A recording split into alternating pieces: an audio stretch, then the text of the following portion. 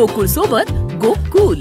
अलमट्टी धरणाच्या उंचीवाढीच्या विरोधात सांगली कोल्हापूर महामार्गावरील उदगाव येथील टोलनाक्यावर सर्वपक्षीयांनी रविवारी चक्काजाम आंदोलन केलं।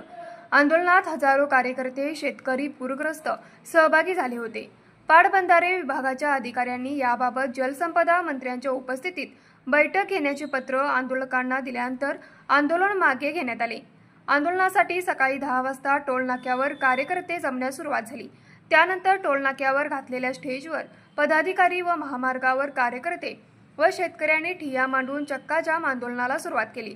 सुमारे 3 तास हे आंदोलन सुरू होतं।